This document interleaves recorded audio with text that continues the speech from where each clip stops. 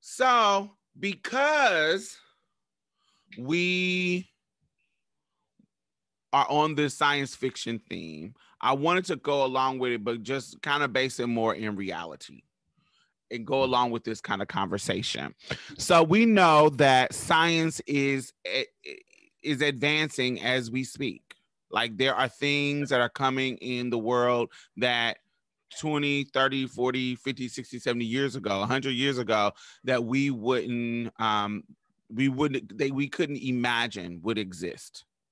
We got flying cars on the way. Well, self-driving cars on the way. We already see people flying on little saucers like they did in Back to the Future. The little, what's it called? They look like little ski boards. Yeah. So we see things coming. In the realm of trans and gender, we are seeing people who are transplanting vaginas. We are seeing people who are,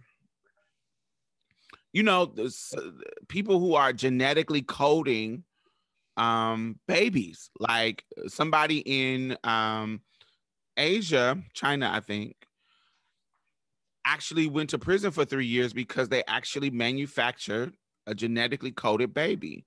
What? It's the main dude went for 3 years, and then his two partners went for a year and a half. And so it's because they use the CRISPR technology. It's called CRISPR. CRISPR technology to actually create a baby, a genetic baby, a genetically coded baby. And so I was thinking about all the things that we are now able to detect prior to babies being born, that in previous decades, we didn't have the technology to detect. So when I think about like Down syndrome is something that a mother who is pregnant at a certain time in their pregnancy can do a test, and she can figure out if the baby is going to have Down syndrome. It was a time that we couldn't figure that out, but now it is. And what it has caused is a decrease all around the globe for births of Down syndrome babies. One particular country is Iceland. Iceland has a literal 98% rate of no births of Down syndrome people. Like it's almost at 100% where no Down syndrome babies are being born. The only ones that are now being born are ones that have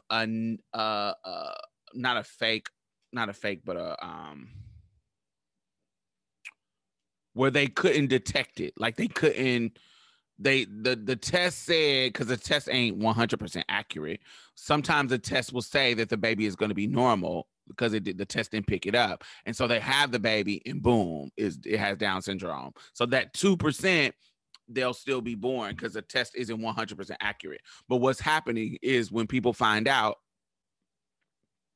that they are having babies, when they find out that they're having a Down syndrome baby, they are having a moment where they are all getting them aborted. They are having abortions, and they are not doing they're having abortions to the rate to where they are not having them at all in the womb. And I don't even know why you're doing that, Poppy, because you said that you would rather have a binary child over a trans child also. Same. But I wouldn't say I would get rid of it. Oh, I didn't say you would. I wouldn't say that you said that. I'm just saying that I know your thought process too. Like you would rather have. I mean, why wouldn't you want your child to have an easier life? Right. If you will prefer that, which a lot of people prefer, but you got parents like D Wade that acknowledge they have a trans child and affirm them. Gabrielle Union. Mm-hmm. You know what I'm saying? So I know it's possible. Even affirming don't mean that you wanted it. If you had a choice. Exactly. When you look at these gender reveal, like videos and reels on social media, you always see you see a few men that get happy when it's a girl, but they do fucking cartwheels and backflips and splits when it's a boy. No, I'm talking about the trans stuff. Do you feel it's good if the parents could figure out how to fix transness before folks come out? Is that a good thing to eliminate trans happening at all? No, because I feel like trans doesn't look a certain way, and who are you to take my choice away from me? Because every trans representation doesn't look like me. Every trans representation doesn't look like Z. Every trans representation doesn't look like Diamond. We all look different, and we all want to look differently. Like, you don't want your sex change. Like I'm saying, like, your idea of what you want your man. When I say your sex change, I was just talking about the differences in how you view sex change operations, the differences in how I view sex change operations, the differences in how you view sex change operations, Diamond. We all view it differently in how we want to represent our transness. So who is somebody else to tell us how we should be? I mean, or make those changes for us. It's almost like, and let's not leave our intersex siblings out of this conversation, because that's what happens to them. So imagine. No. We're not talking about after. We're not talking about after they're out. But I'm saying there's a form of it, a form of somebody making the choice for you instead of you making it for yourself. Then you don't believe in abortion. Oh, you don't believe in abortion. You don't think abortion should exist. No, I do believe in abortion. Then you explain this to me, because you can say the same thing about life, period. Then you see what I'm saying? Like, if I choose to get rid of my baby, I am choosing to end this life.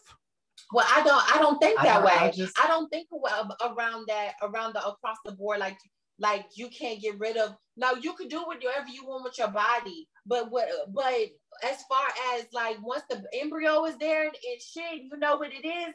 Like, for you to make the changes, like when I'm talking about, like, changes like eye color and all that other bullshit, I don't think that's okay. But then why do you think killing it is okay? Because you can do what?